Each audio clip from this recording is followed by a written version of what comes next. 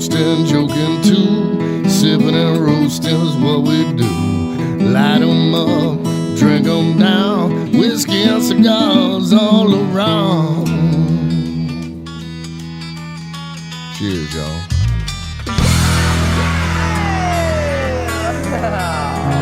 Well.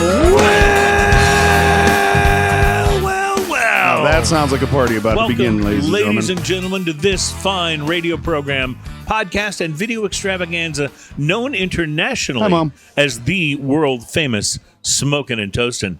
We are all about craft beer, fine spirits, and hand-rolled cigars. And on today's show, we are on location at Cigar Towne. When I think of towns that I want to be a part of, Cigar Towne would be at the top of that we're list. Downtown Cigar Towne. That's right. That's right. I appreciate you guys coming out today, man.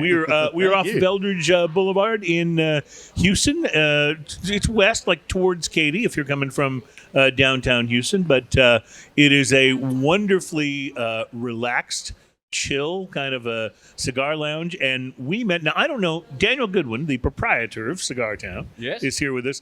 Now, Daniel, I don't know if you and Ian know each other from before, but I met you first when all of us went to Honduras. That's when we all met. We were all on that same trip together down at Aladino. Right. We went down to the Aladino factory and farm, and it was very educational. And I will say, I have never smoked more cigars in a 48-hour period than when we were there at the Aladino. I love that they just had a buffet. Oh, yeah. Sitting there with all their cigars out. Self-serve, all you can smoke. It was cigar great. Buffet. It was just, but their cigars are really, really good. They are, there are some cigar brands that you can't find at your, brick and mortar stores. Yeah. Aladino is the opposite. You can't find them online. You have to go into a cigar shop because they are real believers in supporting the cigar shop retail environment. And by the way, they make some damn fine cigars. So Daniel just brought us right before the show. This is the Connecticut, right? This is the Aladino, Connecticut. They released the Connecticut. Like he had some with them. Tom Polar had some with them for us to smoke on the drive to. That's right. I remember that. They were just out and just about to be released. So that was about released. We got them firsthand. And that was awesome. I will say one of the things I like a lot about them is being a sort of a medium to full guy in terms of where my sweet spot is for cigars. Sometimes when I smoke a Connecticut, it's just I just don't enjoy it that much. It's kind of like drinking a super light beer that doesn't have as much flavor. But these Aladino Connecticut's, these are loaded with flavor. Lots of toast, lots of nutty flavors. That really a nutty sort of cashew kind reminds me of when you take like almond slivers and you put them on a pan and kind of broil them. You know what I'm talking about? Like if you're going to use them in a salad or something like that. Yes. It reminds me a little bit of that. It's just got a great sort of like homey flavor to it, and it also stands up pretty well with the beer. I'm drinking a show beer already, the Lawnmower from St. Arnold, and it works just fine with that. So it's a nice. I think this is a cigar that would go with almost anything. Like I could see having this with a whiskey. This is this is one of those cigars that if you're someone who's interested in smoking cigars, but you're not sure where to start, this is a great one to start on because it's got tons of great flavor, but it is also very mild in the overall scheme of things. But it's not mild and disinteresting. It's mild and has some complexity to it. Which said is really so nice. much better than I did just a moment ago. Thank you. Yes, that's one of the Connecticut's that I like because a lot of times you talked about that some of the lighter ones don't have enough going on. Right. But this one's got a whole lot of flavor to it without the strength. So it is something nicer to start in the morning with, or yes, if you're not smoking something fuller, great stick to grab. I mean, I don't mind starting in the morning with a cup of coffee and a chisel. Yeah, but no, it's a joke. That's a little too much. Well, we have run into some guys though that like fuller-bodied cigars in the morning.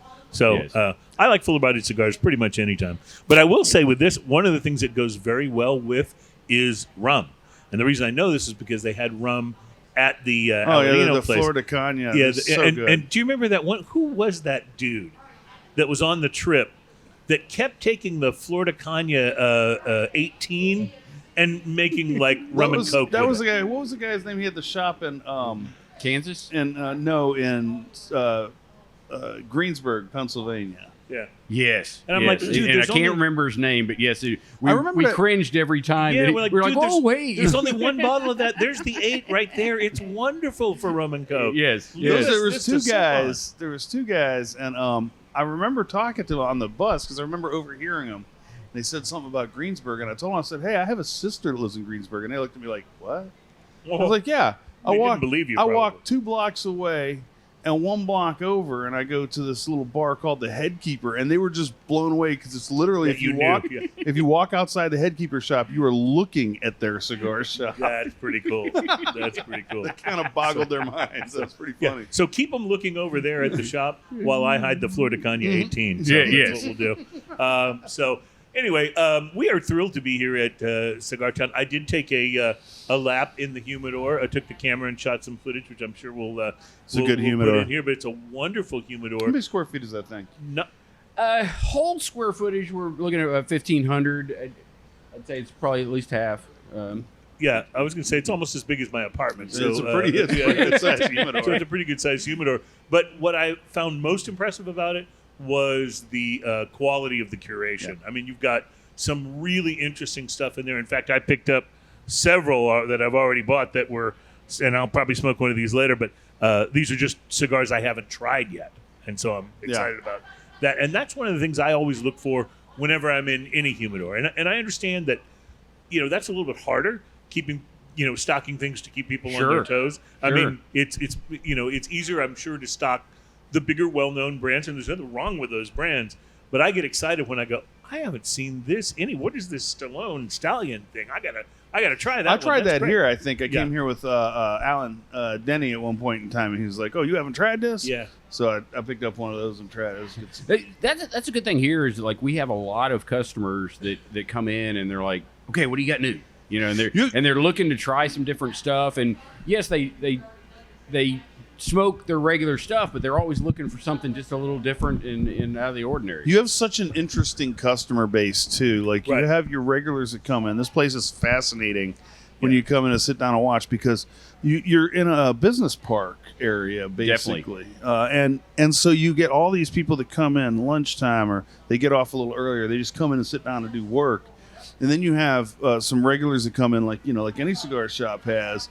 But and then your weekends, I think, are total opposite of what most places are. Yes. Your weekdays are way busier, and then your weekends are kind of you're closed early there's because just not we a lot of are people. in like Kind you of a talked about business area, a right? business area that during the week is a lot more busy lot than the busy, weekend. right. I Because mean, this is energy corridor. This is Yes. people going to and from their Correct. jobs and their offices, and that's when they're in the car going up and down these Yes. roads, and they're stopping in and going, "Hey, man, I've had a long day. I'm stopping in for a cigar." Yeah. So we've got a good, like you talked about the lunch crowd. We got the lunch crowd that comes in. They just want to get away. We got Wi-Fi in here. Sometimes they, doing a little extended lunch if they Right. can get away with it. Love But, that. spend some time there, and then you got the crowd afterwards. But I'm assuming you get an after 5 crowd pretty yes, well and then too. you get the little lull in the middle of the afternoon, but then boom, Yeah. right after the And after here it goes, 5 yeah. crowd, there it goes again. So Well, we're really excited to be here, and there's something I wanted to ask you, but I wanted to go ahead and see if Terry, if you could go ahead and break out our mystery beverage for us. Terry's Uh-oh. going to pour the mystery beverage since we the are mystery beverage. since mystery beverage. So We mystery never beverage know is if it's something- going to be good or if it's going to be bad. Right. Sometimes it's wonderful. Sometimes it's just okay. Yeah. And that's So- okay. So we'll see what okay. we'll see what we have today. The last mystery beverage I think went over reasonably well. The last mystery beverage was What was something last week? We did good. last I thought. week. Yeah. It was so good. We've had some bad ones too. We have had some bad ones. So, Yeah. The whole mystery beverage, thing really started when Ian malorted me for the first time. It was a We never had Malort. I have not. well, you're one of the It fortunate. looks like And after that great description, that You're one of the Chris gave fortunate. us, Let's I'm just not- go ahead and let's say hope that's not the mystery it looks beverage like today. whiskey. It looks, It looks like It looks whiskey. like It whiskey. smells like wormwood, and it and tastes even worse. And like bitter is a descriptor for that. bitter would be a compliment for that. But the thing about Boy, Malort, you've got me so the intrigued. thing about Malort is that It may apparently turn your in face Chicago, inside out. In Chicago, Yes? people buy it and consume it of their own free will. It's like a thing there, which I guess happens. I mean, in St. Louis, people actually of their own free will buy Bush beer and drink it. So, Well, there's you know, that. I guess crap happens. But anyway, Malort is not.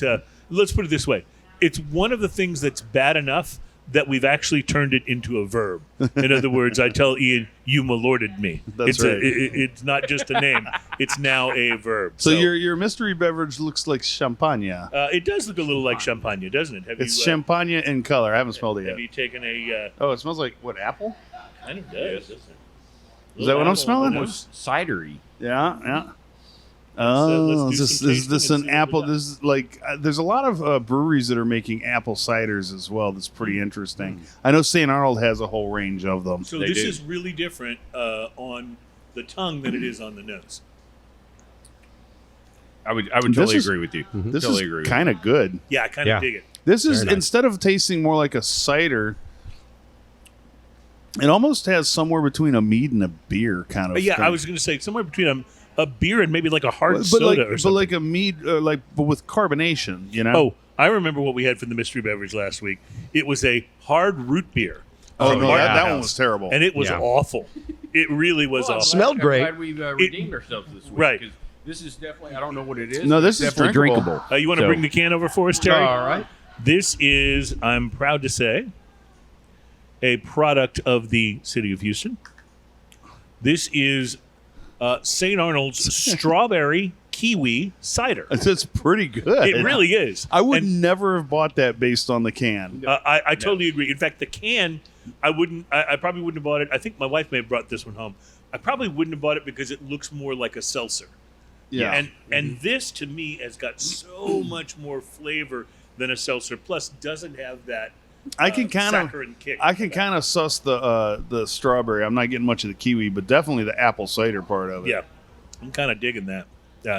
In fact, That's pretty darn good. I It's will not too purchase- sweet too. It's got right.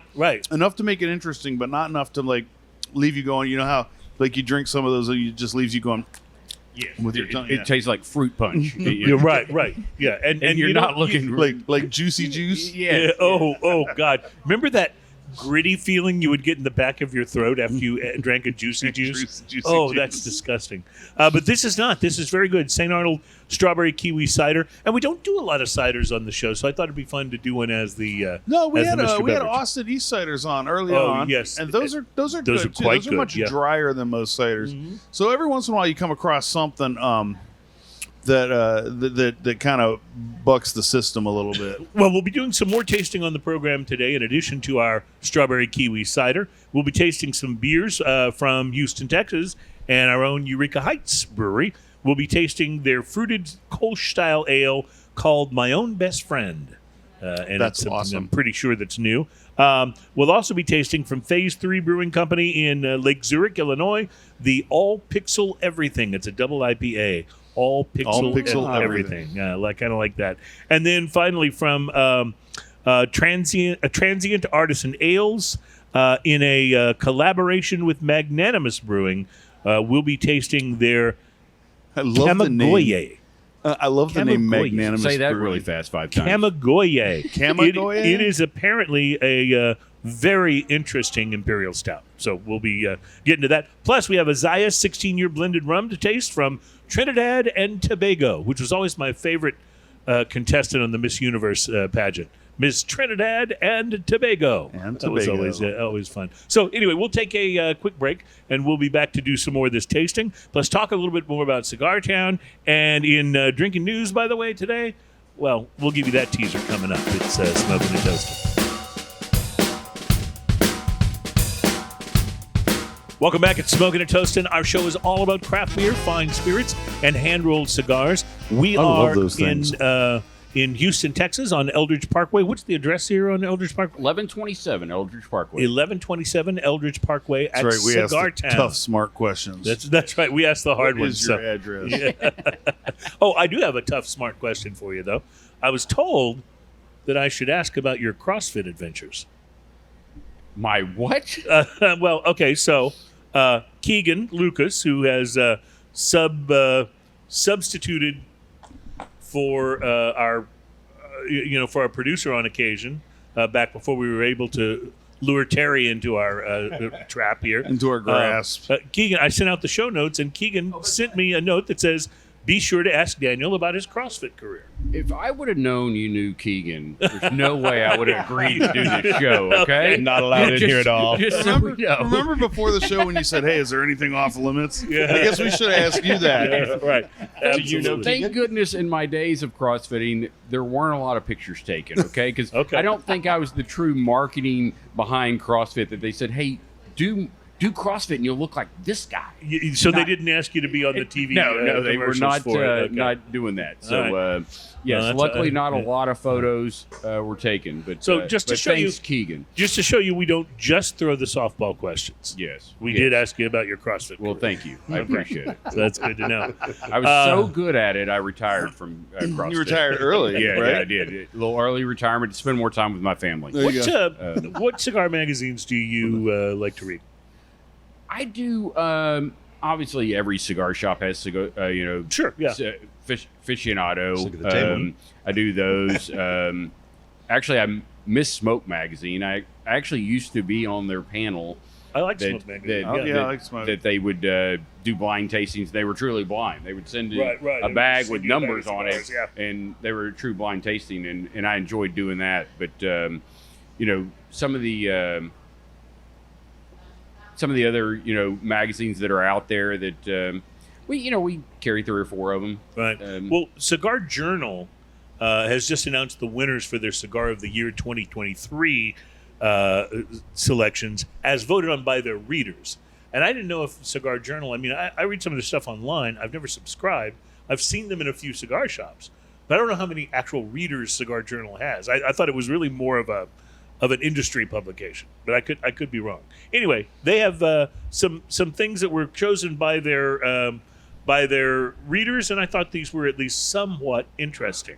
Best brand 2023, a couple of subcategories. Best brand Cuba, the readers chose Partagas, which surprises me because you almost always think of Cohiba. when you think of Partagas, Cuba. though, man, those. Yeah. Oh, those are great. Number I know. 4s. Yeah. Oh man. Best brand Dominican Republic, Fuente Opus X, 20th anniversary. Best brand Honduras, they went with Leaf by Oscar Valladares. Man, it's hard to And- go wrong with Oscar. And- And he is based here in Houston. Yep. Oscar, yeah. He has his Right. office here in Houston, so it's always good to see our neighbors doing That's well. right. Yeah. And then best brand Nicaragua, they went with the Oliva Serie V, which I don't disagree with that. But boy, there's a lot of competition for Nicaragua. There's a these lot of days. competition, but that Yeah. Series V is There's a lot to so pick from good. there, no And doubt. then best brand other countries, the Toscano Master Aged from Italy. I have not had that one, so I haven't had the Master Age. I've had some of the Toscanos, and they're different. The Definitely best different. cigar. Dry cured. So The best cigar, they gave Cuba to the Partagas Serie E number 2. They gave the Dominican Republic to the Davidoff Signature number 1 limited edition. So I guess if money is no object, they gave best cigar Honduras to the Plasencia Coseca 149 La Vega, and I don't know if I know that one. I've had a lot of Plasencias. But Yeah, I was just gonna say that money is no object in my household. There's no object like money in there, right At all. There's no money or object, so that's the way it works. Best cigar Nicaragua they gave to the Perdomo Double Aged 12-year Vintage Maduro Robusto, and best cigar other countries to the Casa 1910 Chuchilo Parado from Mexico. Oh, And I don't think I've had that. I don't think I have either. I'll go ahead with best value for Dominican Republic, the La Aurora 107 Nicaragua, Well, which I don't those are know good. how the Nicaragua wins for Dominican Republic, but that's what it says here. Best value Honduras, Rocky Patel Vintage 1990. That's And that's best value, so classic. One best of my all-time value favorites. Nicaragua, the Joya de Nicaragua Classico Original, which is a pretty darn fine Also cigar. fantastic. Yeah, so Oh, anyway, I think your Dominican one is probably Dominican seed, or no, probably Nicaraguan tobacco, Nicaraguan but seed. made in the Yeah, DR. made in, yeah. Could be. I don't know. We'll have to check that one out. And we will do some more checking out of cigars. Plus, we'll tell you about 14 great cigars for under $8 from a new list from Cigar Aficionado. Right now. Yeah. You gotta make it like right now was clickbait. last week. Now No, there's no. not so much urgency this week. But we'll be back. And I hope you'll hang with us, even though we're not quite as urgent as last week on Smoking and Toast. Welcome back. It's Smoking and Toasting, our show, of course, all about craft beer, fine spirits, and hand-rolled cigars. We are all the way up to show number 346, if you can believe that. So Ian has done the math. That's exactly the halfway point to 400. Okay, so halfway to 400 and looking forward to it. Now, back when we did our 100th show, we did the big special. And then when the 200th show rolled around, it was during COVID, so we weren't really able to get everybody together the same way. We did our 333rd show as our second big celebration show. Thank you, sir. So I guess, are we waiting for 666? Is that the next one? The That would be devilish. the show of the beast? I don't know. We should do 665, the next door neighbor to the beast. Remember what beer Oh, no, it did was that? Lone Pine had 667. 667. That's what it was. Yeah, that was a great. 7. 667 was the next door neighbor of the beast. I thought that was brilliant. Anyway, we will celebrate at some point in the future. Right now, we're just happy to be at Cigar Towne for this show, and Daniel Goodwin is here with us, and we're about to taste some of my own best friend, a slobber-worthy fruited Kolsch-Style ale from Eureka Heights Brewery. All right, so maybe pass the can over here. I think I can show it to my camera easier than you can over there. Oh, here. And Let we'll me swap hands. There you go. right here. I was going to read the back of the can, but you can show that off first, and I'll just sit here and talk about what I'm doing. So, Talk about drinking. you know what? It doesn't have a lot going on the nose. Oddly enough, it's What does it say on the can? it's beer. It's beer smelling, but I haven't tried it and yet. sometimes I think we may set our expectations a little too high, because I like beer smell, Oh, and there's nothing wrong with it just smelling. oh like my a beer. goodness! Take a sip of this. Oh, definitely. But you were right. On the nose, it's just We kind of like we this seems brewed like a this beer. fruity, slightly tart Kolsch-Style beer with German malts, raspberries, cherries, and Oh. unconditional love. $1 per 6-pack benefits the Houston SPCA. Turn your fridge into this beer's favorite forever home. It's delicious. I really like it. It's got this, It definitely it's- tastes fruitier than the smell. yeah, yes, there's when not it- much nose. but it not is much not nose, at all exactly. like a fruited sour. It's just got a little fruit snap to it. There's like a tiny tartness to it, but it's very, Right. very small. Yeah, but it's just not like one of those kind of milky, big sours. This is a very drinkable, lighter This is- style Kolsch This is with a little. snap. This is a beer with a little something something. The I color's like it. interesting. You can tell it's kind of a fruited color because it's got a little pinkish thing going on Yes. to it. But yeah, there's a berry involved somewhere. yeah. When you get to that color. You know, I they think. have so many interesting things going on. They had one that And I have we no idea tried if this recently, is- the lavender beer that we did not like Oh at no, all. was not a fan. But that's just because I don't like lavender. Same I, here. mean, I don't mind the smell, but I certainly don't want to taste it. You know, but that's just me. Some people. But like I love that they're just going to do some stuff.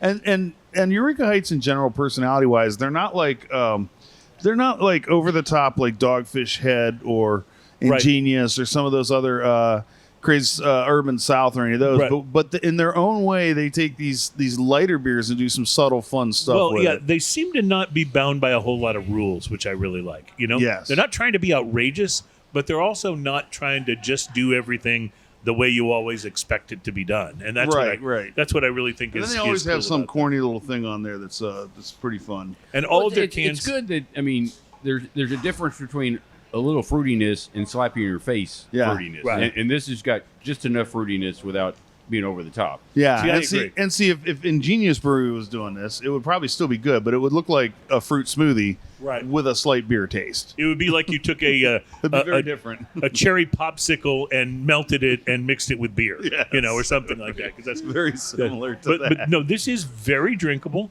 very crisp. I could even see this on a hot summer day, which we're still having a few of here. So Oh, definitely. Yeah, so- Both of the first two, Dude, were it- easily hot summer It day. didn't even hit 95 yesterday. I almost broke out my sweatshirt. I know.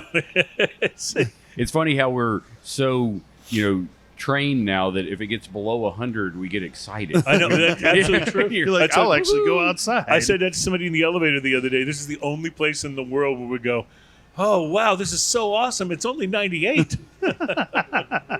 But yeah, that's what it's been like here. So, well, I recommend this very highly. I think this is a wonderful. This is a good beer. and it also, agree. again, cooperating fully with this Aladino, Connecticut. No fighting at all. So I don't like know. that. I think this Aladino just doesn't have. I think this is a it's a very peaceful cigar. It It's just a gets lover, along not a with fighter. everything. Yes. It's a lover, not a fighter. So far it does. I mean, I'm sure we can find something Yeah. it doesn't get along with, but so far it's kicking butt. It's Switzerland. I think it was Andy Warhol. Neutral. It's the Switzerland of cigars. I think it was Andy Warhol that once said that in the future everyone will be famous for 15 minutes. Is that an Andy Warhol quote? Am I right about that? Yeah, you get 15 minutes. Everyone gets 15 minutes of fame. Right, That's yeah. why sometimes I'm like, use your fame wisely. Right, yeah, Use your 15 absolutely. minutes wisely. Well, I have a bit of a I'm now running a full deficit, by the way. yeah. It's like, don't waste it. Well, I have a little bit of a paraphrase of that. My paraphrase is, in the future, everyone will have their own celebrity whiskey. Yes. You know, because there's so many, and not just whiskey, but tequilas and beers and rums and all over. Hey, So- remember hops? Oh, I don't want to remember hops. Hops? That's a hops. yeah. That was Hanson, right? Yeah. Not Yeah, real. they had Yeah. a beer called hops. Wow. Yeah. Well, there you go. That's what's the saddest thing is when you go, how do we let people know it's ours? What are we known for? And they have to go with mbop or hops in this case. Couple of recent celebrity whiskeys. Football legend Joe Montana has gotten into the whiskey because I'm sure he drank a lot of whiskey back when he was quarterback for the Joe 49ers. Montana. Yeah, but he's announced a new partnership with the Gold Bar Spirits Company, makers of the award-winning Gold Bar whiskey. A It is friend of mine called me specifically Yeah. 2 days ago to tell me about Gold Bar whiskey, and he didn't buy it because the package looks just like a Gold Bar.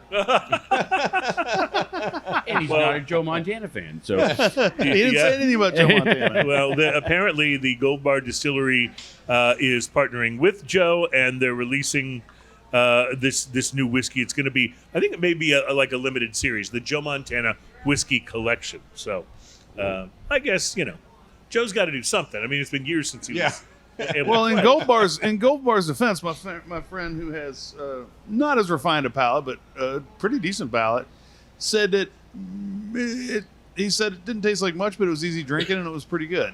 We know this is the Gold Bar, right? That was the Gold Bar. Okay. Yeah, so I don't know about that particular Yeah. one, but that's what he said. I'm kind of interested to try it. Well, the next one makes a little more sense to me than perhaps Joe Montana. Because when I think of Joe Montana, I think of maybe like some sort of an energy drink or Do we get or, a Keith Richards or yeah, something? Right, yeah. If you want to get down to somebody that I could see them doing a whiskey, then this next one may make a little more sense. Chris Stapleton Oh, yeah. stepping definitely. into the whiskey. I think of whiskey absolutely. a little hand in hand there. And he's not messing around. He's collaborating with Buffalo Trace. Oh, Well, yeah. So this one I'm kind of excited for. that's a good combination. I Right think there. Yeah. I think we might need to in the future do a celebrity whiskey blind taste test. Wouldn't that be fun? It would. Yeah, just of course. Then we'd be stuck with all these bottles of celebrity whiskey. But Some of them are good, though. Some of 'em are not bad, Blackened is real Yeah. good. well, Stapleton is partnered, interestingly enough, with Buffalo Trace because Buffalo Trace is out of Kentucky, and Chris Stapleton's It's as song smooth as is Kentucky with. He's going to have to change a word. He's going to have to change the lyrics to the song. Anyway, he was born a stone's throw away from Buffalo Trace's distillery in Lexington, Kentucky, and he spent, they say, countless hours with the master distiller there, Harlan Wheatley, tasting through more than 50 recipes of blends to settle on the final product, blend number 40. Again, The what a number job. 40. What Yes. a job. Yes. Like, I feel so bad for you, Chris, that you had to sit through all of that. 40 different tastings. Yeah. Yeah. Chris, do you remember what number 46 tasted like? exactly. He really 47? liked number 2, Yeah, but right. he just kept going. Out of that. Some other. Yeah. You don't taste number 2 and then go, all right, this is it. Thank you. We're going home. We're If you coming taste out, number guys. 53, then you go, you know what? I like number 2. Let's go back to The aim of the whiskey, according to the label, is to showcase that good whiskey is a lot like a good song. It requires no explanation. One taste should tell you everything you need to know. No one has to tell you how to feel about it. You simply settle in and enjoy. I kind of Well, outside of that last statement, I feel like the Conor McGregor proper number 12 spoke for itself. It did. It spoke volumes. Yes. Volumes. Volumes. It was voluminous. It was voluminous, yes. Yeah. No, that just wasn't good. But I'm gonna go out on a limb and say that's not a good thing that it was speaking volumes. No. It kept speaking too. After you take a sip, it just kept talking. so this is not the first time Stapleton has kind of stepped into the whiskey world. Last year, he teamed up with the distillery to hand-select bottles of limited edition E.H. Taylor Jr. single barrel bourbon to be auctioned off for his charity, Outlaw State of Kind. So here's hoping that they do well with it. I mean, Buffalo Trace is good whiskey. And E.H. Taylor's no slouch either. Yeah, absolutely. So anyway, just a little update for you on celebrity whiskey. And like I said, there's something new in that area every week. When I go looking for things, we might There's want to always talk a about new on the show. celebrity. Always a new celebrity something. So in this case, a couple of new celebrities. I still don't quite get the Joe Montana thing. I like Joe Montana as an athlete, but yeah. It's not going to have me running down to the liquor. I mean, why- local liquor why store isn't going, Grace "Where's Slick my had a Joe whiskey Montana yet?" whiskey?" When does a Grace Slick have a whiskey? Yeah, I don't know. That does make some sense, though, doesn't it? you know that Oh. would. I'm sure we'll read about it soon. I'm sure enjoying this Aladino, Connecticut. I love the fact that it's toasty pretty much all the way The through. toasty and the nuttiness start really coming out about this time, Mm-hmm. especially. Like the bats at dusk. It's really, really good. Mm-hmm. I like that. That was my attempt to be mysterious. I think it kind of flopped. What's do you have a go-to in your humidor that you Yeah. Good question. that you come in and you go, you know what, this is like usually my starter or something like that? Hey, well, y'all talked about Connecticut's and things earlier. That I do start my day typically with a Connecticut. I do start off a little milder and then build from there, and go a little stronger throughout the day. So I feel like if you start too strong, you just kill your palate for the rest of the day. Right. And so being in the shop all day, that It is harder to work backwards in terms of strength. yeah, it's almost impossible. So it's better to start a little milder. And I do that a lot of times with customers. If they're buying a milder cigar and then a fuller cigar, I say, hey, if you're going to have two cigars tonight, make sure you start with this one. start with this milder one and then go to that. I said, because if you start the other way, You won't even taste it. you won't even really taste it. So How many customers come in and ask you to recommend what they should buy? That's the interesting thing here. A lot of customers do, and they've gotten to know me and Cheryl Greenwald, my business partner. It's not she's here at the shop today, but obviously not on camera. But so we've got a good repeat customer that they do trust us to go, hey, you know what I smoke. What do you recommend today? And so a lot more open-mindedness of being able to try stuff like we talked earlier that, hey, what's new? What's out? What do you got? And so that's one of the benefits that they do, trust us to put them in the right smoke. It's great when somebody trusts you enough to walk in and say, what am I smoking today? Well, it's an interesting clientele because I feel like most shops, you get like your regulars that come in end up buying the same cigars all the time. Yes. We've talked with countless shop owners who you stock this because this guy and this guy, that's what they smoke. Right, all they're the gonna time. be in it. And we have that Yeah, as you're well. gonna I mean, have some of that, right? there's certain ones you're like, oh, we have to have these because Lewis smokes this cigar, and so we have to make sure we have this in stock. And, Right. and that kind of thing. But we do have a lot of guys that are just very open minded, and it's great. It's great. Was there a particular brand that you might have been a little harder for you to be able to carry, but that you're really proud that you were able to get into the shop? Something that you had to work a little extra for? I don't know that we had to work a little extra, but it was probably a little, some of the smaller brands that to get them to try it. Right. And that was the good thing again about guys are willing to try it because they're like, Yeah. I've never heard of this or I've never heard of that, and you can really get them into something, and they're like, wow, I would have never picked that up off the shelf. Right. And,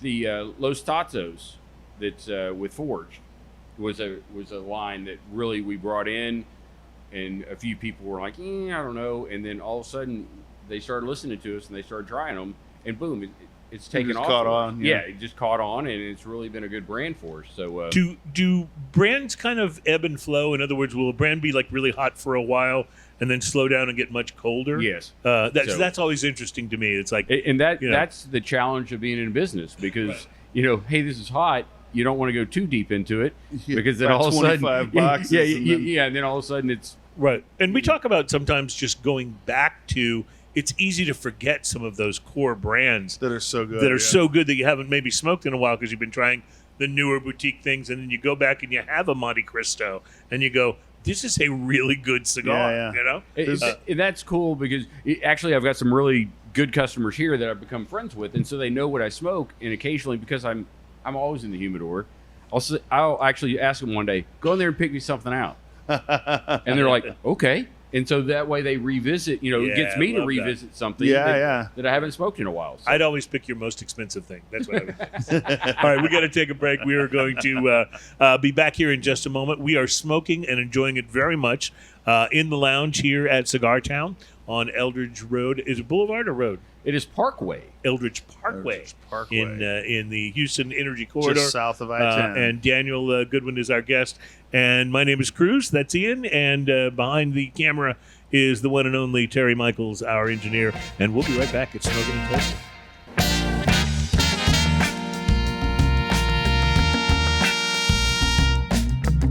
Smoking and Toasting is a program all about craft beer, fine spirits, and hand-rolled cigars. It's bonafide. We are on location at Cigar Towne in the energy corridor of Houston, Texas. And still to come on the show, Phase 3 Brewing Company's All Pixel Everything. It is a double IPA, Phase 3 out of Lake Zurich, Illinois. We'll be tasting that coming up on the show. From Bridgeman, Michigan.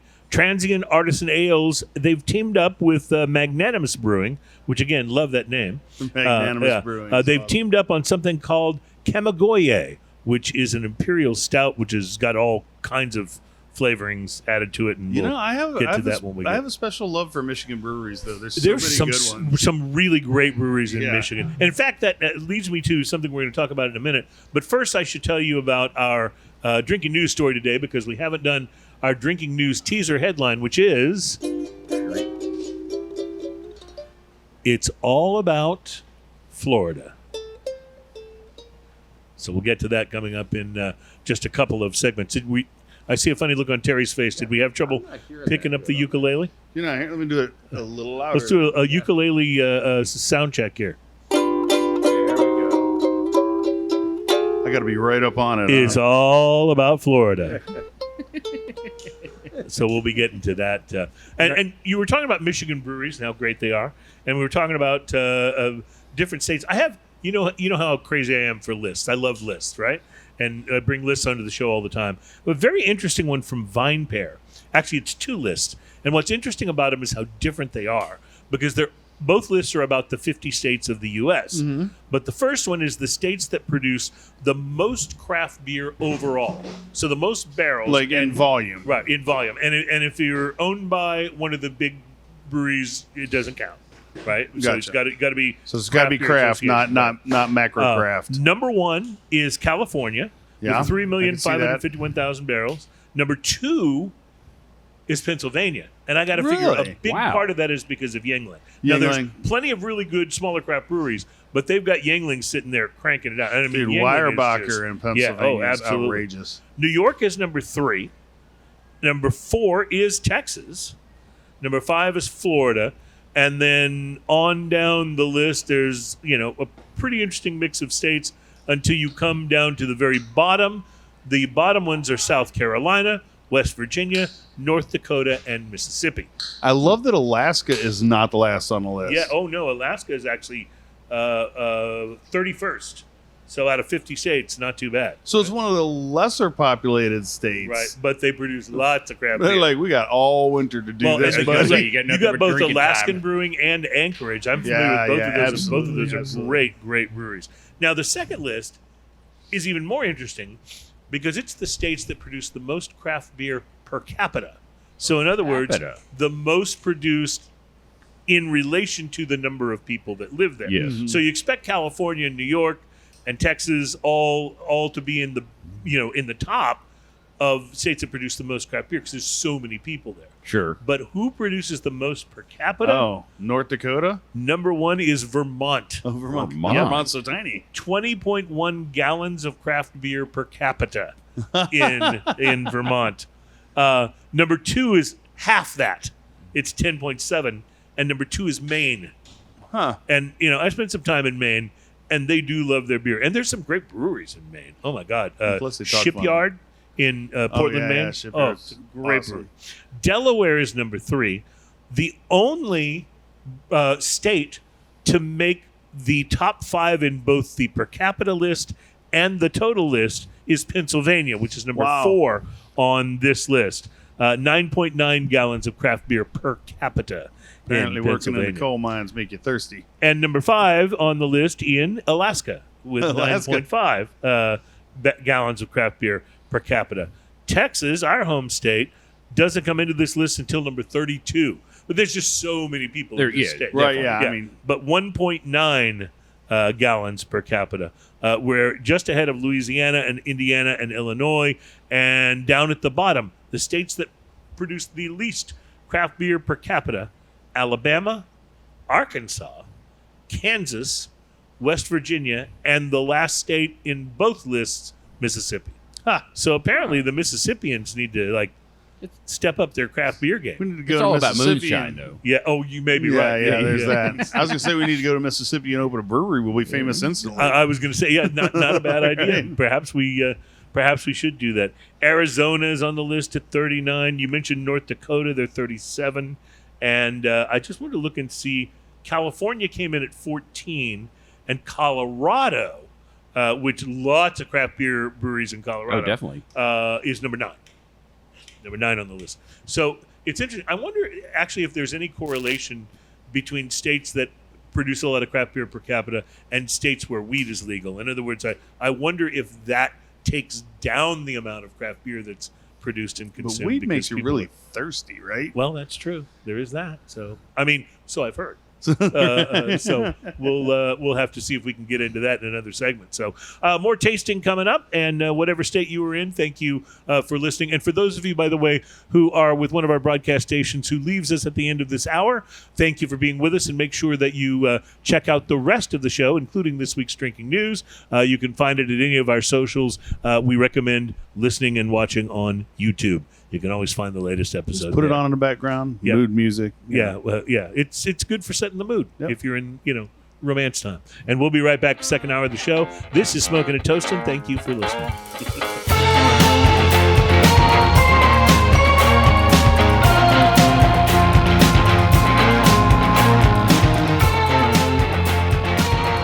Welcome back. It's Smoking and Toasting. I want to thank Daniel and the entire staff of the Cigar Towne and for having us out today. Thanks for coming out, and guys. Thanks for this Aladino cigar. I am really enjoying this, and I'm wondering if I'm going to have to relight here, because sometimes I have to relight. Mine actually went out right there, and I relit it, and there's no penalty whatsoever. Yeah, I'm going to have to relight here in a moment. So, Ian, maybe you can. You've been doing a lot of that. What's that thing that you do all the time? Talking. Maybe you could sing a little ditty or talk to us about the beer. Start off with I something. always say Take that, a moment if and your relax cigar out. goes out, you're working too hard. So Yeah, or talking too much. yes. Yeah. Whenever you hear that sound effect, we are actually sparing no expense on the sound effects. We sacrifice a beer to give you the sound Right. of me opening a beer every single time. That's absolutely right. We could record it and play it back each time, but we feel that We would could- be somehow inauthentic. We could Yes. have Adam put it in post if we wanted. That's right. We absolutely could. To make sure it's crystal clear It every wouldn't time. be But we take the chance and we do it live every Wouldn't single be a time. bad idea. While Ian's pouring, let me tell you about some cigars to watch for, things that are coming soon to a cigar shop near you, like Cigar Towne on Eldridge Parkway. Aganorsa Leaf has added a 7th size to its Supreme Leaf line. It's a Perfecto, and the shipments are expected to start reaching retailers the second half of October. It'll be 6 by 54. The Supreme Leaf Perfecto is made with a rounded bellicoso head and a nipple foot. I always get a little bit excited about Nipple nipple foot. foot. Yeah, something about that just, I don't know. Goes back to my childhood, I suppose. I don't know. But There's in any something case, I have to tell you. yeah, it has a suggested retail price of $16.99 each, and production will be limited to 1,500 boxes of 10 cigars each. Unlike the previous releases in the line, the Perfecto is only going to be available through Aganorsa Leaf select retail partners, and they're limited to 10 boxes of And each. we are. And you are. I was just going to ask. Is we that are something- a select partner. So. That is good to know. So you'll be able to get your hands on some of Yes, these, and definitely. we'll be able to come out Definitely. and try them. It's hard to go wrong with Aganorsa Leaf, too. It's made, of course, at Aganorsa Leaf's factory, all with Nicaraguan tobacco grown on their farms, including the wrapper, which was a Corojo 99, but Nice. will be grown there in Nicaragua. And I'm excited about this one. The Trinidad Espiritu series has already focused on Nicaragua and then on Brazil, but next month the series is highlighting Mexico. On October 31st, They're launching the Trinidad Espiritu Series number 3, which showcases a Mexican San Andres wrapper that the company says is extra fermented. San Andres wrappers are becoming more and more of a thing. Oh, big time. I think big as, time. I think as cigar smoking becomes more popular, people get into being able to smoke some of those bigger, fuller, bolder flavors, and that San Andreas is a big, bold Maduro. I just wanted to mention, by the way, you're 100% right. 0 relight penalty on the Aladino, Connecticut. Just You're seeing a lot of right the on down. San Andreas wrappers. A lot of San Andreas, and it seems the other big trend now is broadleaf. Broadleaf is Yeah. becoming more and more of a a lot thing. of yeah. things on broadleaf that have been coming out too. Well, so. this one is made in Nicaragua by some guy named AJ Fernandez. What does that guy know about I don't know if cigars? you've heard of him. Some guy. I did. Terry handed me the camera earlier, and I went in and just did some camera shots of the humidor. And I have to admit, I kind of lingered at the AJ Fernandez area of the humidor. I'm just a fanboy. Have Anyway, a soft place in your heart for that, huh? yes, absolutely. This upcoming Trinidad is a collaboration between AJ and Rafael Nodal, and they have collaborated on Yeah. a number of cigars before, so it's pretty Not the pretty tennis cool. player. Yeah, right, exactly. Besides the Mexican wrapper, the entire cigar is made in Nicaraguan tobacco, and it'll come in a Robusto, a Toro, a Fundador, which is the long, thin Panatella that will be 7.5 by 40, and a Bellicoso. Prices ranging from $11.13 to $12.61. So not outrageous, but Premium, yeah. premium. Yeah, definitely. The shipping date, they say, has nothing to do with Halloween, but it was chosen to honor Dia de los Muertos, the Day of the Dead, the Mexican holiday that honors loved ones who have passed. And finally, Ashton. Ashton's adding 2 new cigars to the already well-known La Aroma de Cuba brand. It's Paradiso Elegancia. And it will come in 4 vitolas: Corona, Robusto, Churchill, and Grandioso. Filler and binder from Nicaragua, and the wrapper is an Ecuadorian shade leaf.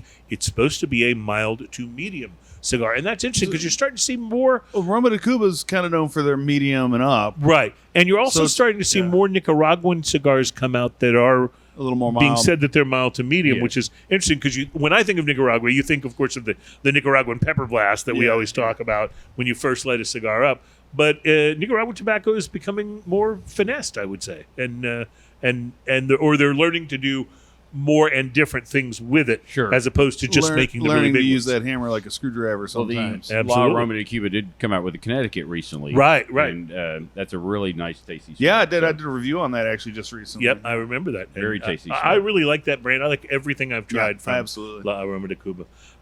So let's try a little IPA here, Ian. I've have been you- doing some research Yes, all right, tell over me- here. Tell me what you've discovered. And first off, the nose on this is delicious. The nose is malty and hoppy. Definitely at the hoppy. Same time. And this is a collaboration between Magnanimous Brewing and Transient Artisan Ales. I'm sorry. That's our. I That's got our confused. last one. That's our stout that's Getting coming ahead out. of yourself there. This is Chris. from Phase 3, which is This is Lake from Zurich. Phase 3. So I don't- double dry hopped.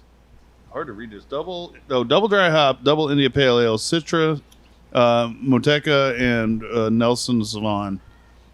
Well, hops on The this. Nelson Sauvin, that hops is often, I find, really kind of wild and unpredictable. I don't get that taste in this at all. The hops are definitely there, but Nelson Sauvin or Nelson Sauvin, however you pronounce it, that hop sometimes takes you way over here. I think you're right, Has been Sauvin. my experience, and I'm not getting that with you. This is a fairly straightforward double IPA, hazy, juicy. It is, and it's very well balanced. And it's got a little bit of bitter, like the second third of the flavor palette, and then it finishes with this great dryness that's really nice. Right, Makes you and want more. it doesn't leave you too stuck with the hoppy pine coney thing at the end because of how dry and, it finishes. And it does all that at 8%. Right. That's a pretty big beer. Yeah. That is a pretty big beer. You're right, because most IPAs have a tendency to be in the 5-6 range. Well, Maybe it is a 7. double IPA on Yeah, top it's of a being double, double dry sure. hop. So you usually get into that range with a double IPA. It's really nice though. It's a good Usually double IPAs sort of scare me because they seem to be so hoppy. one. They can be. and this one, I would say, does not. No, fall this under was the way better balanced. This would be like 100%. Yes. This would be like I get a little critical when they're too hoppy, like Yes. you're talking about, and this one's so well balanced that it's hard to find Well, first off, you can't find anything wrong with it. Like, there's so many things right about it. It's fantastic. I do enjoy the really hoppy doubles, like a more cowbell or something like that. But to me, this one does a better job of the balance. So if you'd like to try a bigger IPA without it, like, socking you in the face with the hops, and it does leave a little. It leaves something between orange zest and grapefruit kind of sitting there on your palate in an interesting way. In the middle, there's almost a little bit of a creamsicle vibe to it. It's an interesting beer, and the mouthfeel on it's a little bit bigger too. Of course, you can kind of see it in just the way it sits in the glass that it's going to be a little bit fuller feel. This is the kind of a craft that makes me just think, man, I really love beer. You know what I mean? Like when you're just going, that is just really, really good. I was hanging out with my friend Jim Heim last night. We were drinking some of that Urban South HTX, which is the hazy, and that's just another. We've had it on the show before, but that's another really well balanced IPA. Yeah, recommend that highly. You can drink a lot of them too, which we did. Well, I almost picked up for show beers today. I almost picked up a 6-pack of that Eighth Wonder Tex, which is basically Eighth Wonder's version of like a Lone Star or something like that. Or and like it's no outrageously labels good. Gillies. Right. Yeah, It's really, really good. But then I saw the St. Arnold mix pack, and I thought, that's a little something for everybody. Yeah, I like the way I like the way you think. That's for everybody. I think it also goes, and again, this might just be this Aladino cigar is so beverage friendly, but I think it goes very well with this. And it's a beverage neutral cigar. It is, and I will just tell you, IPAs, which are probably my favorite style, but I often will not drink them if I'm having a cigar because they're the style that's the most likely to fight with that cigar. There's a little bit left there. Overpower them. Right, especially if it's big and hoppy. But in this case, the balance keeps it working really well, at least with this particular cigar. And it really doesn't work badly because at all. you don't have this cigar doesn't have a lot of pepper in it. Like there's just a kiss of maybe white pepper on the outside if you're really looking for it, and in the retrohale. But frankly, this thing has so much like that nuttiness and toastiness going on that it's hard to fight with that, you know. I agree. It's kind of like a cracker in some ways. Like it goes with so many things, 100%, and it can by itself be an incredibly good thing as well. Yeah, 100%. I agree with you totally. This cigar, I almost feel like I can't think of a beer it wouldn't go with. I feel like Justo would wince at that comparison, but I miss those guys. But I'm not bringing you out for the marketing department job. I mean that in the best possible way. Daniel, since you've been doing this shop, how much have you seen cigar prices increase? Because when cigar prices go up, it isn't just because you decided you need to make more money. It's because they cost you more to buy. Yes. And so if I charge $1 more for this cigar, I can make $1 more per cigar. I have to remind people that I didn't just wake up one day and say, hey, Mama needs a new pair of shoes. We're going to raise the prices. Right. Exactly. So how much have you seen in, say, the last 5 years cigar prices go up? In the last couple of years, you've seen more of it headed that way. Obviously, when FDA was starting to do something, they went up a little bit.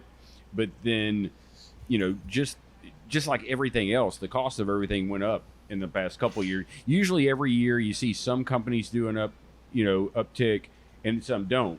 In the last year, everybody's been across the board going up. It's just costing more. Yeah. Well, and inflation's been a thing for the last couple of years. Let's give a little shout out to Rocky Patel for lobbying for the cigars. So much big time. Like, we need all keeping it from being outrageous instead of just shocking. Yes. I'll give you a list. Cigar Aficionado, which they do a number of lists from time to time. They did a list of great cigars that have scored high in their tastings that are under $8 suggested retail. So we'll see what you guys think of these. The Vegas Cubanos Invictos, that's Jose Pepin Garcia's line, and the Invictos, which is a Robusto size, $7.30 is the suggested retail price. It scored a 93 in their tasting. Nice. That's a big number. The Padron 2000 Maduro. Now this, I'm a little surprised. This scored 92 points, and it's a 720. And we've talked about the fact that while Padron's more expensive cigars have are just outrageously good. I feel like the quality on their sort of standard line, their lower price line, Was is it not the as good as it 2000 used and to be. 3000 series? I feel like at the same price point, though, you can find cigars that are as good or better. You know. Yeah, I would agree. They also list the Rocky Patel Vintage 1990 Juniors. Now, these are the little bitty ones. Oh, right, They're right. $4.15 a cigar, but they scored really well. It's a medium-bodied smoke. Well, that's the broadleaf second wrapper. time that vintage 1990s come up in this show. Right. Today. Yes. And that's one of those cigars that, like, when I first started smoking cigars, that was one of my absolute go-tos. Right at $8, the Arturo Fuente Hemingway Short Story Maduro. Yeah, buddy. 91. The Don Pepin Garcia Original Exquisitos, which is just the little one with the blue The wrapper blue and the label, blue yeah. footer on the end. That's at $7.90. The Hoya Silver Corona at $7 scored a 91 from Hoya de Nicaragua. And the La Galera Habano Half Corona, $6.05. So it's like a Corona inside, but half of one, basically. So like a short Robusto. The Nat Seco Casino Real Churchill scored a 91. And the Sancho Panza Extra Fuerte Robusto at $7.49. I think Sancho that's Panza one years. that they rebranded that and reblended it. Yep. And I saw knocked it- some of these they in knocked your it out of the humidor. park. Yeah, I used to smoke Sancho Panzas back in the day. I've Yeah. not smoked any of With them. just the simple brown rebranded. label with the white letters? No, this Well, one has they've totally the rebranded it. They've totally redone it, and I mean, bang for buck. That's a good one to go with. maybe Nice. we'll grab one of those in a bit Yeah. and try it out. All right, we got to take a break. Drinking news is right around the corner, and there's more to come as we taste a little bit of Zaya 60-year rum coming up. It's Smoking and Toasting. Welcome back. It's Smoking and Toasting. Our show is all about craft beer, fine spirits, and hand-rolled cigars. Ian's going to pour some spirit here as we get into the rum in this shorter segment. I've got spirit. Yes, I do. While you do that, let me give you a few more of these cigars from this under $8 list that we didn't get to in the last segment. The Brickhouse Double Connecticut Churchill, a really nice-looking cigar at $7.86. That scored 90 points. And remember, these are the suggested MSRP, so you may find these for a little more or a little less in your cigar shop, depending on where they mark things. The Grand Habano Connecticut #1 Lunch Break, a little short Robusto with a pigtail cap, 90 points for $5.64. The Henry Clay Warhawk Corona at 90 points for $7.27. That's a good cigar. I've had that. The Oliva Serie G Figurado at $7.75. And the Big Payback Maduro Toro, 90 points at $7.50. Now, Daniel just brought us out, and we just lit this very interesting Sancho Panza. It's been rebranded. You said this has been reformulated as well, right? yes, They've definitely. reblended all of Reblended? this. Yes, all And of it. I can just tell you from the first puff, loving this already. This is a double Maduro. And so, as Ian said when he first brought these out, oh, you like me. And I think I think you really do, yeah. So I want to move on to the rum because this is a shorter segment. This is the Zaya 16-year. And now with rum, things are a little bit different than they are with whiskey in terms of how they have to label. 16-year does not mean that's the youngest rum in this mix. It means there is at least one rum in this blend that is 16, 16 years old. So they can then claim that it's a 16 The way they year. blend rum, though, is I think a little different too. It They'll is, blend and to a flavor aging is profile not quite as critical a thing, although I do love some well-aged rums. But it can be not quite as critical of a thing for rums or tequilas as it is for whiskey. Whiskey is a pretty big deal in terms of I have to the tell you, aging. this smells like breakfast. Like It I haven't kind even of put it up to does. my It- nose. it does smells have, like breakfast. It does have a breakfasty aroma to It's it. a good Almost breakfast. marshmallowy. Marshmallow. Maybe that's what we're going to... Yeah, Yeah, it's like so Lucky maple Charms. syrup- Description there. Like Lucky What's that? Charms. That's a good Charms. description on the marshmallow. Yeah, it's a marshmallow and maple syrup. Tons of maple syrup. There is a lot of maple on this. Oh yeah. So I just took... I will say... There's almost a cola flavor to Yeah. it. Yes, you're 100% right. Like, how weird is that? It's Cola kind or- of good though. Or even Built kind of in. between cola and root beer. Huh? Yeah. Better than the hard root beer we had last week. That's for sure. Beer was not good. From what So- I'm hearing, that's not saying much. But This is, yeah, that's right. This is very interesting, though, because it has a lot more early heat than I'm used to with rums. I think is this a higher proof, Ian? Can you tell from the... it says 40 month? on it. Huh, interesting, because it comes off to me like it's a Oh, little. no, I hyper. lied. I was looking at the wrong thing. It says 57.5 by volume. So Well, yes. substantially bigger. That Yes. explains it. So that And it definitely explains. tastes like that. So Yeah, that explains why it's just a little more boozy. It says And has a little more spice forward with a hint of maple. I think it's more than a hint. Right, and that so it gets back to the breakfast, the combination of the marshmallowy thing and then the maple. It's kind of like you had a bowl of Lucky Charms and a stack of pancakes. Exactly. Right. It's kind of Right. kind of they're like like a double IPAs. We've got It's the got a double. it's got a tobacco-y zing to it as well. There's so many things in here. It is. Now, I will be honest with you. This is not usually what I am going for when I go for a rum. I go more for that sort of sweet molasses, vanilla, like some of the last rums that we had on the show. This is a little bit different, but I don't dislike it. And I would think that this rum would appeal to someone who is more of a whiskey drinker, but is interested in Maybe rum. it's big. just It's 'cause of the extra proof. sweet too. Like right up front, it's real sweet. It's got a lot of things. I think that's part of the maple because I'm getting Yeah, a lot. I think you're right. A lot more sweetness on that than a typical rum that we Yeah, drink. and I it's agree. a little hot on top of So, that. yeah. So it's got a lot of So things. a very going on. different rum from some of the ones that Sure, we've had on the sure. show. That's for sure. All right. Well, we're going to continue to sip this and contemplate it because that's what we do. We sip and we contemplate. That was actually one of the original names for the show. Instead of smoking and toasting, it was going to be sip and contemplate. But it sounded like it might be kind of boring. Just so you know, in between the segments, what we're generally doing is we're sipping our drinks, and then we take a puff of our cigar, and then we kind of stare at each other like we're about to say something, and then we don't. Sip and contemplate. And that works extra good on the pipe show because then you can turn the pipe Yeah, you can around do the and point with it. semi-point with the pipe. Yeah. Yeah, that makes it. All right, we're going to take a break. We'll be right back. Drinking News is next. It's Smoking and Toasting.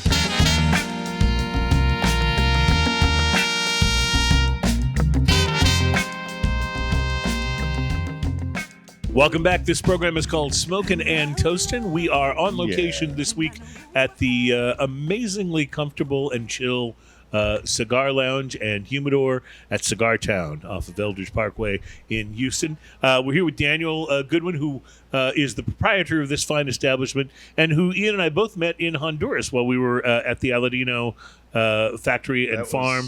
And such a fun it's trip. such a wonderful trip. And I'm just curious. So those things happen a lot for guys like you that are running a cigar store. They People like you. people like me. Yeah, right. They have started to happen again. Well, Obviously, COVID, I'm sure, yeah, COVID slowed them shut down, yeah. everything down, and nothing like taking a trip down to Nicaragua and then getting COVID and have to stay there for a couple weeks. Yeah, not a good thing. But they are starting to ramp back up, and I'm actually excited about it because it's been my last trip was actually our trip down to Aladino, Okay, which yeah. was 4 years ago. So Well, that'll be an interesting one to top. I would say because that one they just were so hospitable and they fed us at their house and it was just amazing. it was really really nice. So anyway, enjoyed it a lot and hope we get to do more of those in the future. In the meantime, we'll take our own little trip to Florida this week. It's time for drinking news. Drinking news, drinking news. Now it's time for drinking news, drinking news, drinking news. Now it's time for drinking news. A Florida man with one arm said he had a gator for a pet. When asked about his absent arm, he said, I took my gator to the vet. drinking news, drinking news. Now it's time for drinking news. Cheers, y'all. Well, Drinking News returns this week to our most fertile breeding ground for stories of drunkenness and just plain weird behavior, the Sunshine State of Florida. So it is now with great pride that we unveil to you a new feature here on Drinking News from the vaults of the Floridian Files. Yes. Now, Ian, you'll have to come up with a From the Vaults of the Floridian Files song for us. there will be a song. Future sorry. episodes. Don't threaten of me with a Drinking good News. time. my Think of friend. it as a Drinking News subset of sorts. Dateline, Marion County, where police responded to a 911 hang-up call of a possible domestic abuse case to find a Florida man, Florida man. 39-year-old Ortelio Larazo Alfonso, who admitted to having been in a domestic dispute with a woman. When police spoke to her, she told them that Alfonso had not only gotten physical with her, but that he had assaulted her with a slice of pizza. This was corroborated when the officers found pizza sauce that covered the front of the woman's shirt, as well as on the collar and on the back of her shirt, and the woman even had pizza remnants in her hair and ear area. Dangerous pizza. When deputies entered the home, they also found pizza sauce on the walls and ceiling. So it was apparently quite a pizza slap. That sounds pretty gory, actually. Yes, you can add battery with pizza to the list of things that have landed Florida men in jail. In the man's defense, if there was pineapple on the slice, he may be able to argue in court that he did not, in fact, hit her with pizza, because we all know that once you add pineapple as a topping, it can no longer be factually described as pizza. That's right, Mike. You pineapple people are weird. Those people are strange. Keep Suspect all of that them. off my pizza, please. Dateline Clearwater, where police arrested a 24-year-old man named Dalton Reed at a Family Dollar store. Because, of course, they did. After he got where into else are an you gonna be when argument, you're in Florida? Do you really need to put that in the story? We pretty much assumed he was there. he got into an argument apparently at the Family Dollar store with the store manager. The argument apparently escalated until the Florida man decided to show that manager a thing or two, and he took the disagreement to the next level by launching a weapon that could potentially be even more devastating than a slice of pizza. Reed apparently struck the manager with a lollipop. Yes, that's right, a lollipop. We do not have confirmation as to whether the brand of lollipop was a dum-dum or was just a generic sucker, but either way, the description seems to be appropriate. While he was not charged with public intoxication, many do suspect that there may have been a copious amount of alcohol involved in the Florida man's aggression, as well as in his choice of a weapon. We've done extensive research here at Drinking News, and we can confidently declare that throughout history, no fight has ever been won, even one single time, by the use of a lollipop by an offensive combatant. It's hard to look tough with a lollipop. The lolly apparently... It's like threatening somebody while drinking through a straw. It just doesn't. It just doesn't look right. The lolly apparently struck the manager square in the chest and then dropped rather harmlessly to the floor. Police arrested Reed for assault with candy on a stick. I'm not sure that was the actual charge. He threw a lolly at me. He did. I think it may have been simple battery. But things became more complicated for the Florida man when cops searched his pockets and found a crack pipe. Because you can't throw that. Because of course they did. Because Florida. Reed was also discovered. Reed was also discovered to have an extensive rap sheet and has been ordered by a judge to stay away from the manager in question and stay away from the Family Dollar store. He's been charged with assault with a delicious weapon. Which, as we all know, may be difficult for a Florida man to do. I just picture the Bugs Bunny in that little boy outfit just saying, I've been a bad little boy. A bad little wabbit. And finally, Dateline Miami. And somewhere in the Atlantic Ocean, where a 51-year-old Florida man They come all ages. named Reza Ray Bellucci Well, of course he was. was detained after being spotted by the U.S. Coast Guard some 70 miles offshore while they were making preparations for Hurricane Franklin. According to a criminal complaint filed in Miami, it took Coast Guard officers 5 days to bring the man ashore after they spotted him attempting to cross the ocean in a man-made floating hamster wheel. What a visual. Bellucci told the Coast Guard crew that he was attempting to ride the hydropod vessel to England and that he had a Florida registration, which he was unable to locate for them on board.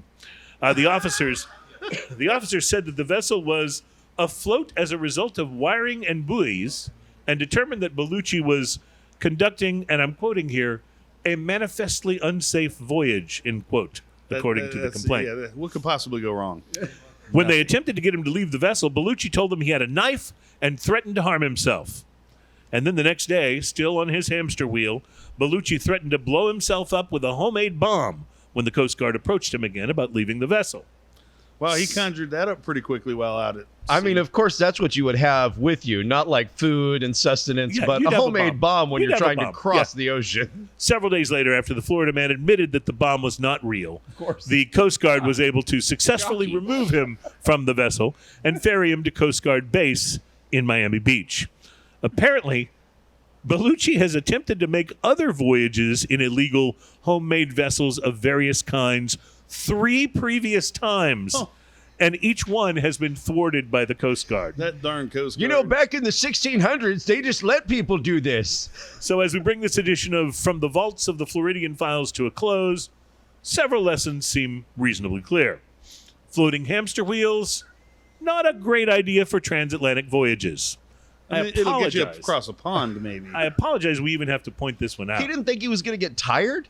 And remember that while it's generally a bad idea to bring a knife to a gunfight, bringing a pizza slice or a lollipop to any kind of altercation is about one of the most Florida things to do that we've ever talked about here on Drinking News. Reporting live from the Sunshine State, where my evil plan is to rob a beachfront liquor store with a pepperoni and mushroom slice and a sour apple and butterscotch dum-dum, then escape to Europe in my floating hamster wheel getaway vessel, all of which seems totally normal here in Florida. My name is Cruz, and that would be your... Drinking news, drinking news. That's our time for drinking news. Cheers, y'all. So, yeah, there you go. Some real interesting things going on in the state of I kind of like Florida. the Floridian Files, the Vaults of the Floridian Files. It's sometimes you can't find one story to take the time, but 3 of them will make it happen. Sometimes the stories are kind of like one punchline, you know? And so it takes a few of them added together to make a real episode of Drinking News. To make it epic. But I digress. Ian, I don't think I've handed you our final beer. I don't think you have either. I've been So drinking I should do that right now. And this one I can already tell you is going to be almost impossible to read the label because it's very muted silver on black. It's You got to roll it across the reflection to even. This is get from close to Transient Artisan Ales and Magnanimous Brewing. Do you need an opener or you have one? It is their collab with Magnanimous Brewing, and it's called Kamugoye. I hope I'm pronouncing that right. Kamugoye. Yeah, I have no idea. And it'll tell you on the front there, Ian, just exactly what kind of imperial stout this is. It is a. Let's Told you it would be hard to read. Blanton's Bourbon Barrel Aged Imperial Stout. Blanton's barrel aged. So, aged in Blanton's barrels. Aged in Blanton's barrels. I'm That's sure those kinda were nice. cheap and easy to come by. Yeah. Oh, yeah. A slice of pizza and a lollipop. Well, yes, that's right. Yeah. We know how difficult it is to even find a bottle of Blanton's, so That's right. I'm sure a barrel is even simpler, right? Well, you'd have to strike the right deal, I suppose, with Blanton's. And listen, these folks at Transient Artisan Ales, these guys are serious about their beers. They have some IPAs and some stouts that we've tried on this show that have been just absolutely out of this world. And so I have high hopes for this one. And also because they did this in I just want to say that the collaboration pour with on this Magnanimous. looks right up my alley. This is dark and ridiculous and not terribly carbonated. Yeah, Daniel, are you a stout guy? Do you like darker beers? I do. Yeah. I do. Not typically in the summer, but Yeah. at Well, least the AC's on in here. this so is it'll where be fine. Ian differs because he will drink this kind of stuff. I'll drink this floating down the river. I don't care. Really. Good beer is good beer, no matter where you are, and that's just the way it is. There's a. Picking up on the nose there, Ian. I'm not picking up a whole lot. There's Yeah, I was there's gonna kind say of I'm not either. there's Okay, kind thank of you. a whiskey. Right, thing. from the Blanton's barrels. There's kind of a whiskey thing going on, but not a whole lot of other stuff on the nose. It tastes. I'm getting a lot of tobacco smell, but I'm pretty sure that's the surrounding atmosphere. Yeah, but as long as it blends, I'm really interested to see what you think when you taste this. Oh, it's good. It's Yeah. good if you like dates and coffee. Yeah, it's got a real, almost barley wine date flavor to it. Yeah, it's got a That's bit good of that. description right there. The Yeah. barley wine. It's a little sticky, and I kind of like that too. It's sticky like a Cinnabon. it's funny because it's not as viscous in the glass as it tastes. When it hits your palate, it just envelopes everything. It goes everywhere.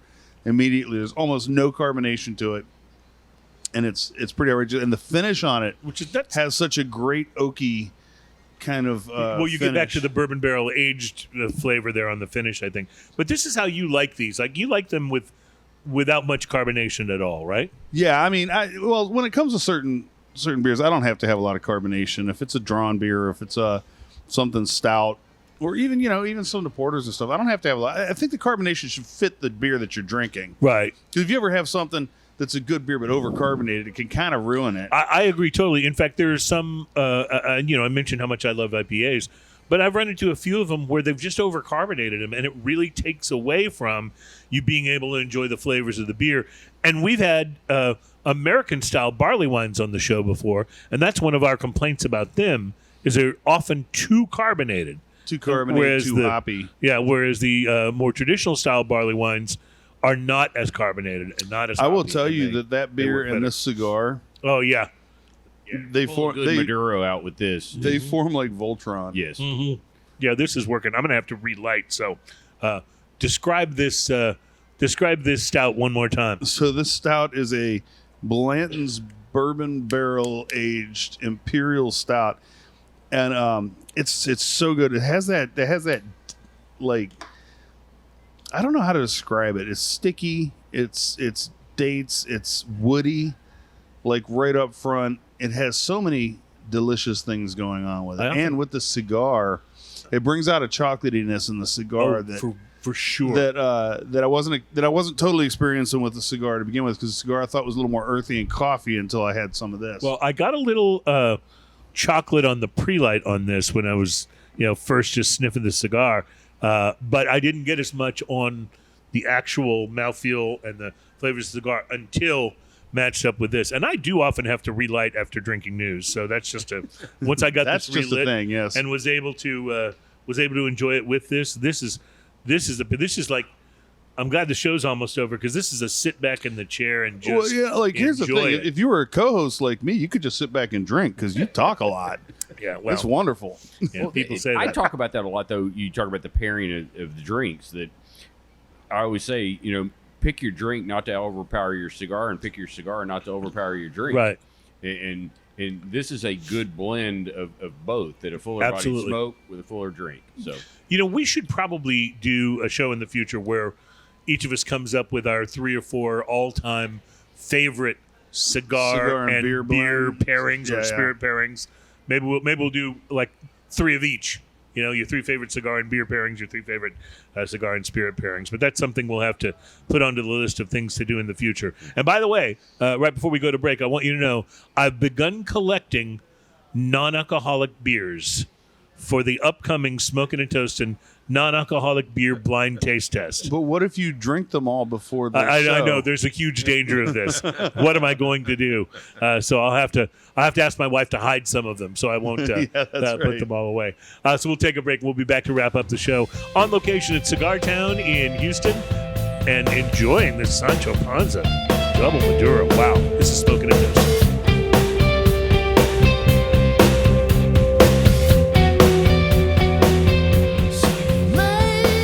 We're back and live at the Cigar Towne location in Houston's Energy Corridor. Daniel Goodwin is here. Thank you for hosting us, and thank you for the cigars, by the way. Thank you guys for joining us. These have both been absolutely lovely. What does this Sancho Panza retail for? Ballpark figure $8. That's a fantastic $8 cigar. So, to me, which is a lot harder to find these days. Well, yes, there used to be. You could, for $8, you were stepping into super premium territory, and you could find all kinds of things. Now those cigars seem to be in the $10, $11, $12 range. Correct. But when you can find something at $8 that's this amazingly delicious, and it looks like this will smoke for quite a while too. Yeah, I used to say $8 to $10 is your range. Now it's more $9 to $11. I used to think it's hard to find that $7 to $8 smoke anymore. I used to think of Sancho Panza as more of a discount brand, one that you bought for $4 or $5 maybe, or just a little more, and you kind of knew what you were getting, but it was a good basic cigar. This is definitely a step above that in my opinion. There's going to be a few of these that go home with me today. Yeah, that's for sure. And another cigar that we had recently that kind of stepped into that category Was it one that Trenton brought us? Yes, it was there because the Oliva guys have taken over. Not They did Puros Indios, but Nica Libre one. Is that the one you're talking about? Or? I'm thinking of the what was it? It wasn't Nica Libre, but yes, their Nica Libre is amazing. Yes. But I was thinking about the. I'll think of it in a second. He brought us a couple of them when we had him on the show most recently, and it wasn't. It was Cuba Aliados. Yes. Yeah. Okay. Sorry, and they have reformulated those, and they're wonderful. Yes. Again, Yes. formerly something I bought when I needed to fill the humidor with cheaper cigars, and now something that is definitely standing on its own as its own, blend in its own right. It's interesting to see in the cigar industry, like when other companies buy a brand, but really actually curate it and take care of it, right, and relaunch it as something wonderful, or try to bring it back to a former glory, Now I didn't get to talk about it on the show because I was enjoying smoking these. One of the cigars I bought when I first got here was this Bosphorus, which is the one from Tim Osgener. So I'm very excited about smoking this because we read about it, talked about it on the show, but I haven't had the chance to smoke one. I did a review on that cigar months ago, and I bought the smallest one. Mm-hmm. And my review basically ended up with, I really enjoyed the cigar. I wish I'd have bought a bigger one. Right, I remember that. One Yes. doesn't deliver it like you the hate bigger that when you get right there at the end. You're like, I just need a little more. Yeah, like I need 15 more minutes of this or something. Like that was my only complaint about that. To that end, by the way, it wasn't that long ago that I remember reading that the Toro size had surpassed the Robusto as the best-selling size of cigar. That's interesting. And I probably smoke more Toros than any other size. Churchills I like, but I won't pull a Churchill out of the humidor unless I'm convinced I've got the time. Yes. Yeah. Sometimes Robustos I won't pull out because I want to save that for when I know I've only got a shorter time. Right. So Toro is kind of like the go-to in the middle, I guess. Get a little bit more, but not too much. Right, exactly. So, but this is wonderful, and as Ian mentioned, the pairing with this wonderful Transient Artisan Ales Kamugoye. I don't know what that means. But, I have no idea. It means I know it's delicious. delicious. Apparently. That much I can tell you. Luckily, there's not going to be a quiz at the end of this. So Yeah, it'll be fine. that's good to know. There'll be no test at the end of this. Where did he have to take his gator? That'll be on the quiz. Daniel, thanks so much for hosting us out here this week. This has been a very fun show. I love the chill vibe of your place. All the time while we were doing the show, we've had guys just sitting around enjoying cigars, and it's just got the most laid back, enjoyable vibe to it, and it's absolutely wonderful. So well, thanks. For how long joining. have you been here? We've been here. October will be 14 years. That's been here. great. I man. absolutely love. We that. don't count that 3.5 months that Harvey came about. But, But that doesn't count for And anybody. what here is in it? the Is it Houston area. Tuesday nights where you have your movie nights here? Yes, yeah. On Tuesday night we do movie night every week. It starts between 6 and 6:30. And there's no talking during movie night. Yes, it is church time. I There's love no it. talking. We smoke and we enjoy a movie. What's your favorite movie you've ever done for movie night? So we actually started our very first movie ever for movie night was Reservoir Dogs. And I think that pretty much describes Well, yeah, I was our going to say genre. That sets yeah, up you set the bar pretty high there. That's for sure. Well, I recommend going back and digging out a nugget we were talking about before the show, Night Shift with Michael Keaton and Henry Winkler. Great 80s comedy movie. Ladies and gentlemen, thank you so much for joining us for Smoking and Toasting. We will be back with you again next week when we have more to taste and more to talk about and more drinking news. Have a great week, everyone. We appreciate you hanging with us at Cigar Towne. And for now, cheers, y'all. Cheers, y'all. Yeah!